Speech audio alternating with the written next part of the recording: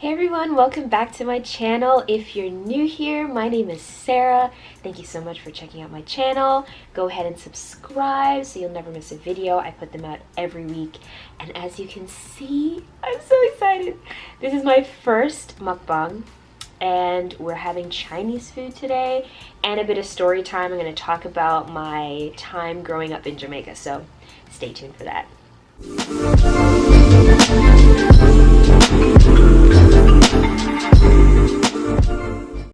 Alright, so let me talk about what I got or what we're eating today. So if you're eating with me, yay! Like I said, this is my first mukbang, so please don't murder me in the comments if I'm off or whatever. I'm just gonna go with how I feel I should do my mukbangs, my personality, whatever. So what we have, I got some spring rolls, crispy spring rolls, and this is vegetarian Taiwanese rice vermicelli. Hope I'm pronouncing that right too. Just has bean curds and veggies. There's no meat in that. Just so you know, I'm not a huge meat eater. I do eat meat, but I've been cutting down on like pork and beef and things like that. So I have some chicken here and there's like shrimp and things in this. This one is the chicken. Oh man, chicken with Chinese broccoli and oyster sauce. So that's a lot.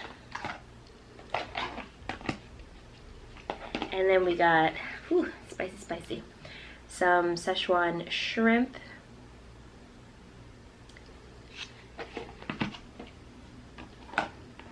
And last but not least, some Manchu fried rice. So this is super spicy, but I love this stuff. It has shrimp, chicken, and like veggies and stuff in it. So yeah, so let's get into it and we'll just get right into the story time. I wanted to talk about my experience growing up in Jamaica. So for those of you who don't know, I'm from Toronto, Canada, but I moved to Jamaica when I was 14. My entire family is Jamaican, so yeah, moved there when I was 14. I lived there for 6 years, so I went to high school there. I got my first job there, you know, all of that stuff. It was a great time. I'm only going to talk about the good experiences of this part of my story and kind of take it from there. And I get a bit of this. Oh, I love Chinese broccoli. I remember the first time I had Chinese broccoli, I'm like, where have you been all of my life? Also, I'll be eating this food over the course of a few days. You will also notice from me that I'm a slow eater. I chew I chew my food. I chew like a million times. It is what it is. I'm not ashamed of it whatsoever. Oh, and I got some condiments. I got the plum sauce and I got some soy sauce. I usually don't really need the soy sauce when I get the spicy fried rice, but I like the plum sauce with my spring rolls. I can eat it without it, but I do like it with, so. Also, I'm not a huge fan of cooked bell peppers, nor am I a fan of rough chopped onions. I like when they're diced up and they're like, you can barely see them, barely find them. Yeah. Do you guys have any weird like food things? Like, oops. Are you one of those people that like don't like when your food touches or something? Like, comment below, let me know.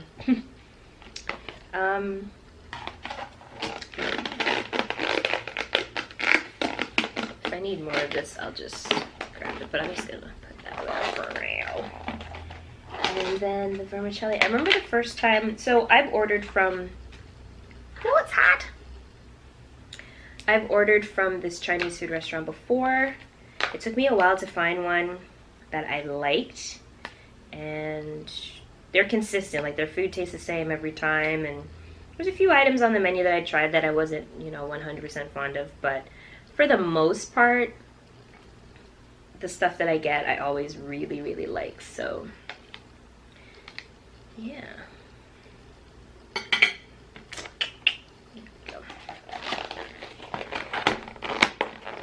Oh, and I got some water.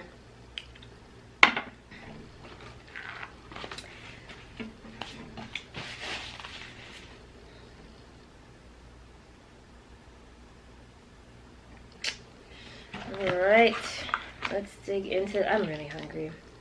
And it's my first mukbang. Like, okay, I've been watching these for a while. And the ones I really, really like are the seafood ones. Oh my gosh. For those of you who don't know, seafood is like my all-time favorite thing.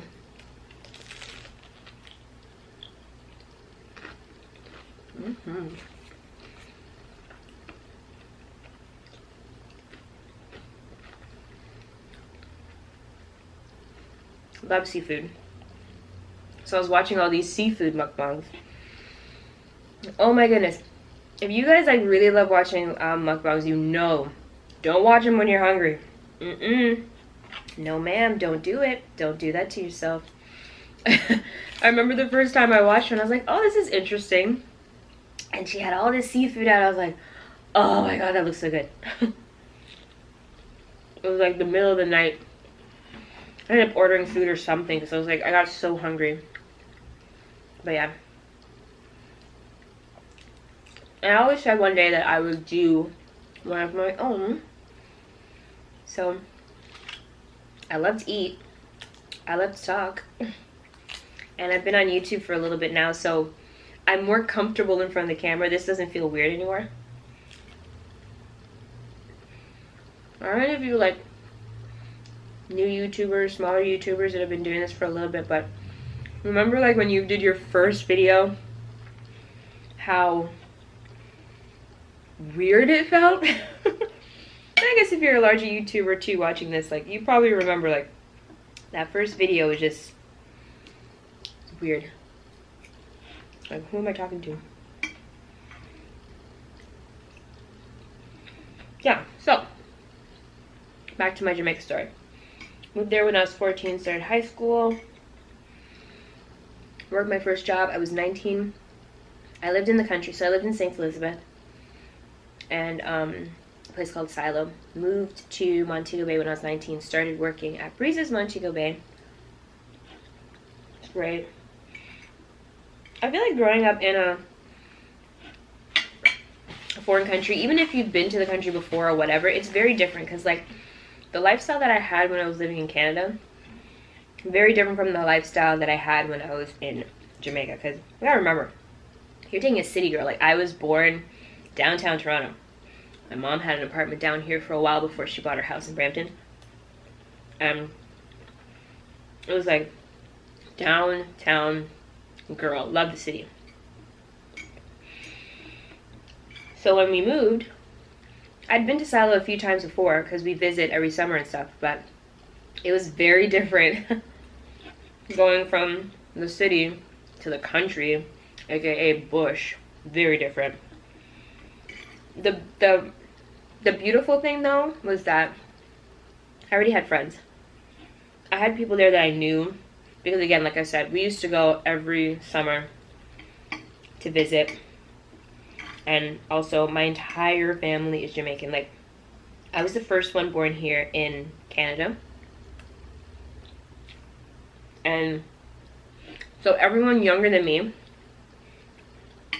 in my family, well, the ones that live in Canada, because I do have some family that live in the States and the UK as well.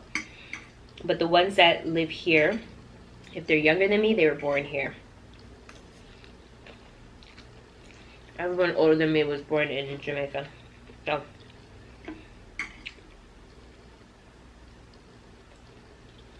it was interesting because I've told a story in like speeches I've given, but I went from, you know, like I thought we lived pretty well when I was in Canada. Like, my mom had a fully detached house. We grew up in a great neighborhood. Went to school. I had extracurricular activities I did. I did music as a child, so I played the piano, I played the flute. I later went on to do voice. And that's what I've been doing ever since. But yeah, like, my mom put me in ballet at one point, see if I liked it, but she saw that I really took to music, so she just stick with that. So we lived good, but when we moved to Jamaica, whew, things were a little different. The house we moved in hadn't been lived in for a while, so when we got there, we had to like turn on the water, turn on the light, the electricity and stuff. The pipes were a little old. We had to replace them, set all that up, do all that. So for first little while, for like a few months, we didn't have running water in our house. We didn't have electricity in our house. I remember going to neighbors and taking showers, or going down to the river, because there's a river right like down from our house. We were like here, and there's like a dip, almost like a hill, but not a hill. By the bottom of it, there's the river there. So I'd go there, catch water, and use that to shower, flush the toilet, everything, like the whole nine. I did not go to school in St. Elizabeth because I was really homesick, and I really didn't like this country living that much. There were things about it that I loved, but then there were too many things that I didn't like, and I was fortunate at the time. I left Canada at a time when like things were actually going good. You know, like you reach that place in your like high school life or your childhood life or whatever, and things are going good. You're not being bullied or picked on. You have a great group of friends. You're doing well in school. You know, everything is just doing pretty good, right? And to just uproot me and bring me out to this place and have to like start fresh and do everything over. So I wanted to go to a school that basically was as far away as possible from where I lived, but I could still get to school on time and wouldn't have to like live somewhere else, you know? So I went to school in Mandeville, went to Manchester High School. So shout out to all my Chester high school peeps if you guys are watching. And it had its ups and it had its downs to that too, because I traveled so far, I had to take 2 different cabs or taxis to get to school and to come home every day. I used to get home pretty late in the evenings, on some evenings too, when I started taking music in like my final year of high school.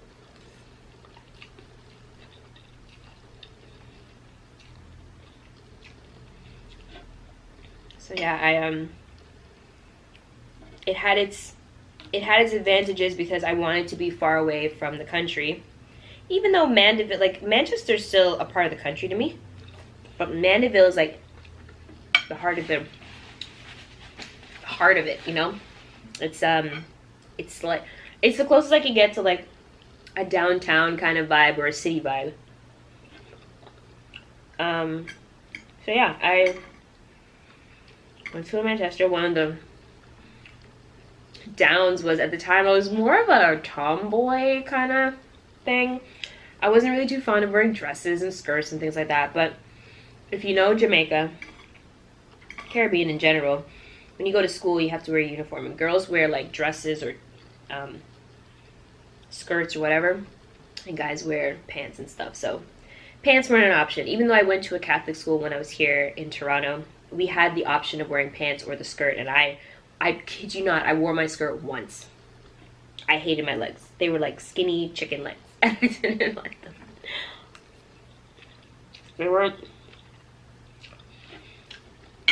They weren't these hormone GMO chicken kind of legs. Nope. They were skinny. The originals, right? And I didn't like it, but I had to, so that was one thing. It was great. Made lots of friends, learned so much, grew, you know, great experiences. And yeah.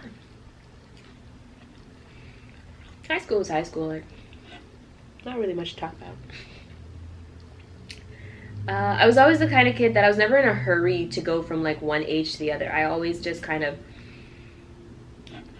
took it one day at a time. Like when I was 14, I was happy to be 14. I was in no hurry to be 15. Even like my last year of school, I love school. I love learning. So I wasn't in this rush to be like, oh, finally done high school or whatever. It was all good to me. But yeah, fun times. Yeah, then because the school system in, I'm just going to speak for Jamaica. The school system in Jamaica is definitely harder than it is in Canada. In Canada, and again, this was like, I graduated from high school in 2003, so it was a while. Many things have changed a bit. But at a time, you really had to work. Like, I remember high school, like, I put in extra work just because I enjoy school and I love science and all that stuff. But here in Canada, like, teachers are giving you homework. They're telling you exactly what to study, how to study it. They're pretty much just kind of giving you the answers, essentially. Projects and stuff like that. In Jamaica, it's very different. Like,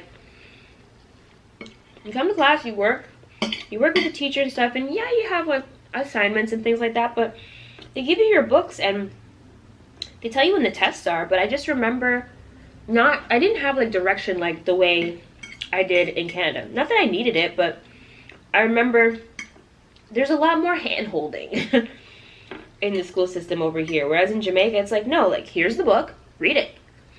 You're gonna need to know what's in this book for the exams. And yeah, if you had any questions and things to do, like, you take that up with your teacher in class and stuff. But it's definitely harder. But I liked that. It pushed me. It made me better, right? So loved it. But I took 9 CXCs. It was a lot, and when I was done, I was burnt out. I was so burnt out. I literally did not want to see words when I graduated. Like, I kid you not, like, even the words on, like, packets or, like, the ketchup bottles, I didn't want to read anything, and I am an avid reader. Didn't want to even see a word.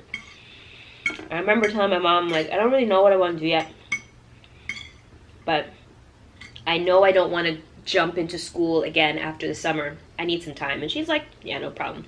Because my mom knows me. Like, I'm not a kid that you have to, like, run down to make sure their homework's done and make sure they're doing their assignments, making sure they're doing well in school. Like, I wasn't that kid. Like, I followed the rules in terms of what I need to get done in my classes, and I loved to learn. I really loved to learn, and I love science, and those were like my best subjects because I loved them so much. I didn't need anyone to tell me that stuff. My mom never came home and asked me if I did my homework because she knew I did it. She knew if I was outside running around, my homework was already done. So, stuff like that. But I remember just taking a year off when I was in Jamaica, and me and my friends, we like did road trips, and we went out, and we went to parties, and we went to the beach, and we just chilled and vibed and everything. And it gave me a chance to really just chill out for a minute. And at the same time, it gave me time to think about what was the next step. And I remember I was in the back of, me and my friends were in the back of like a pickup truck, I guess. And we were all going to the beach. And my friend said, you know, Sarah, you should try entertainment coordinating. I had no clue what this was. So I asked him. Turns out he did that. He used to do that as well. And he's like, it's just basically entertainment coordinator at a resort is that person or those people that you always see there, right? If you've ever gone to an all-inclusive, you always see these people there. They're always the ones playing games, making sure you have a great time. They're super friendly. They're sitting with you during lunch or breakfast or whatever. They're performing, they're dancing, they're doing all kinds of things. They are the entertainment staff, and they're sole purpose is to make sure that you have an amazing time when you come out, so that you'll come out again, you'll tell more people about it. So he said, yeah, you have a great personality and blah, blah, blah. You should totally try it. I said, okay. I remember going on, how did I search for this? Because it wouldn't have been like online, because back then the internet wasn't popping like it is now. Oh my goodness, I'm just thinking about it. I literally looked in a paper for job listings back then. Holy, 2004. I remember that, was it Starry? Oh, I can't remember what paper used to come, and the guy would come on Sundays, and then they had, of course, a section where you could look up jobs and stuff. Oh, wow. Memories. But anyways, I remember seeing these listings, and one of the things that I found interesting was my friend told me when I was putting together my resume, he said, make sure you tell them you're Canadian. And I was like, why? He was like, just tell them that. Okay. So I put that in my resume that I was Canadian. Kid you not, I sent out my resume the Tuesday. They contacted me the Wednesday. Went for my interview the Thursday. Started working the Saturday. I kid you not. Like, it just went boom, boom, boom, boom, boom. Packed up my stuff, moved to Montego Bay. They put me up in a house. It was great. I was 19 at the time. It was awesome. I was like, this is awesome. They're paying me to have fun with people. Because the entertainment staff, well, I don't know how it is now, and it does differ from property to property, but you get the same privileges as the guests. Like, you get to eat in the dining room, you get to sit in the areas, you get to use the pool, you get to use the gym, you get to use all these different things. The only thing they say is just don't fraternize, you know, like, don't be sleeping around, but that happens anyways. Like, they can't stop that. But that's a rule. So I loved it. It was so much fun. Like, I met so many great people. I really grew a lot. I came out of my shell, because as a kid, I was a friendly person, but at the same time, I was really shy with, like, my talents and the things I was good at. So it really took me out of my comfort zone, and money was great. I didn't have to really spend money on anything, but of course, I was 19, and I was getting all this money, so you know I spent it. But I really didn't have to, because they fed us. They drove us from our house to the resort every day. They put us up in the house. Girls had one house, guys had another house. And yeah, it was great. You know, I don't know if I like this bean curd stuff that much.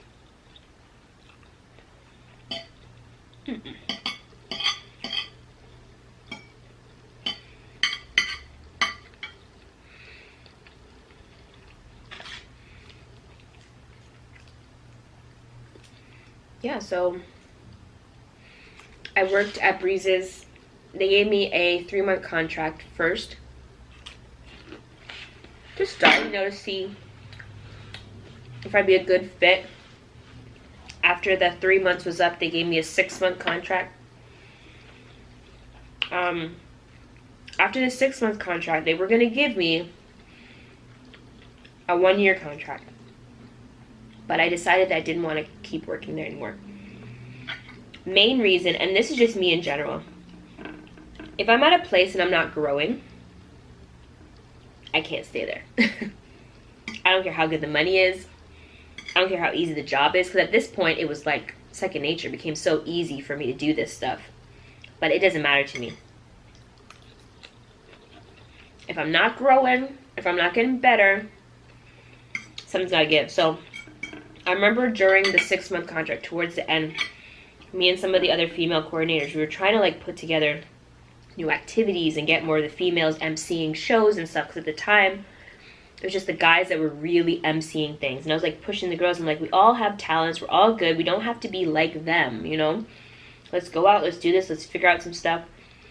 We were brainstorming some things and this, that, but everybody was just so set in their ways. Like, it's like, this is the way we've been doing it. And you got to understand, for us, we're doing the same program every day, 7 days a week. So What we do on Monday, we do every Monday. What we do on Tuesday, we do every Tuesday. So after doing that for almost a year, it just gets very monotone, for me anyways. But for a lot of the staff there, or the other coordinators, they were happy with that. It wasn't hard for them. They could do it in their sleep at this point. As long as there's no complaints and they're doing their job, everything's great. And they're getting paid. But I couldn't stay there. I was like, no, I need a challenge. I need more than this. So when I got the option, I said no, I wasn't going to take it. But I did want to work at another resort. And there's another resort, because where we were is on the hip strip. If you've ever been to Montego Bay, it's on the hip strip.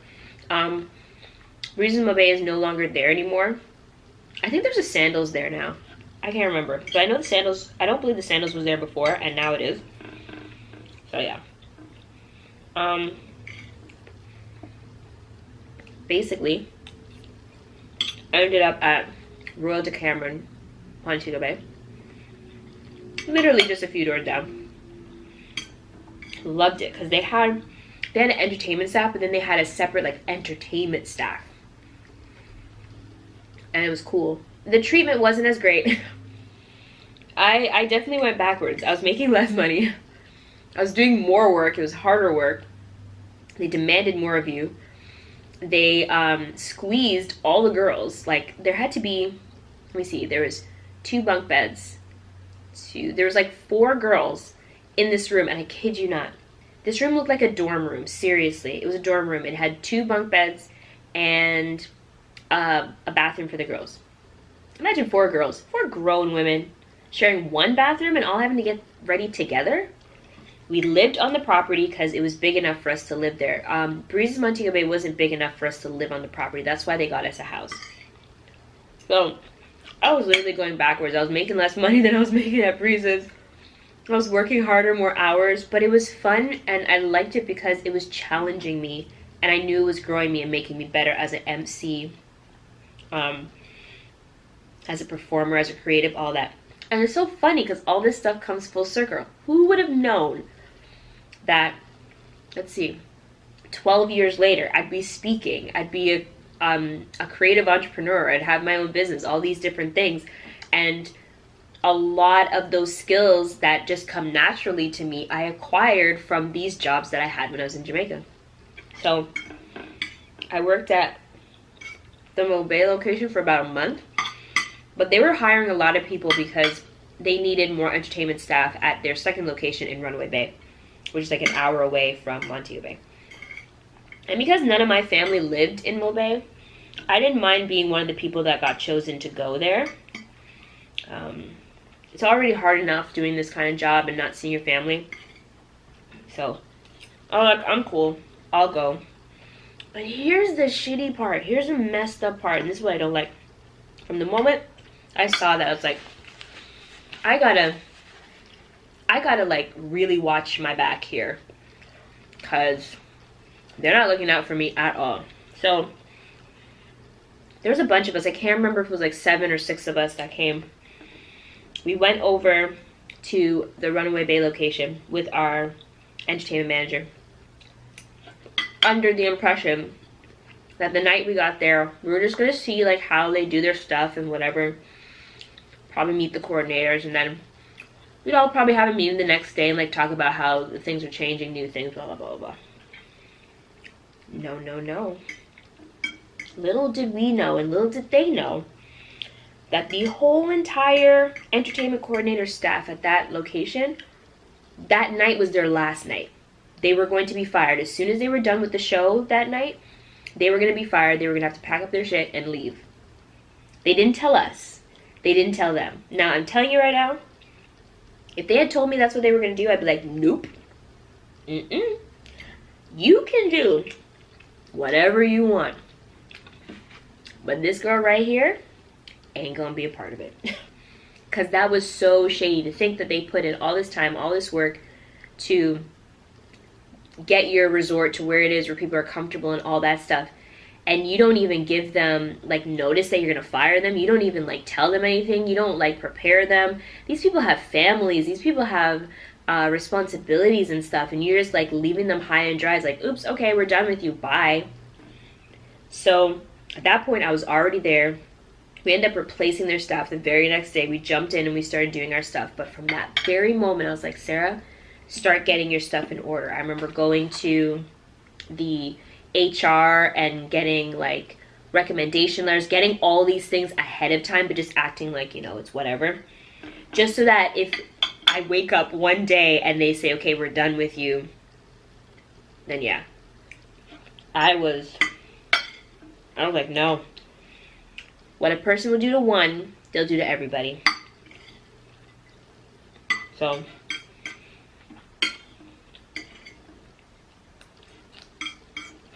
they were ruthless. I didn't think it was necessary. I didn't think it was right. I only ended up working there for 6 months in total, and then I left. When I left, I came back to Silo. I just decided I want to go home. I love Jamaica, but I want to go back to Canada and figure out my next move, because I knew I didn't want to go to school, like university in Jamaica. So yeah, I was like, I don't know what I want to do, but I know I want to do something, but I don't want to do it here right now. So I left, and that was 2006 summer. I've been here ever since. I go back and forth and I visit family and visit friends and stuff like that, but I've been here ever since. So I feel good. My tummy's full. I'm gonna go chill for a little bit.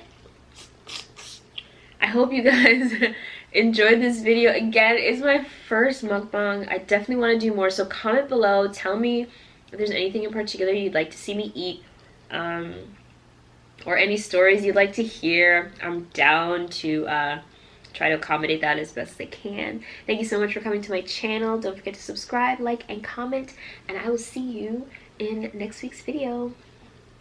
Bye.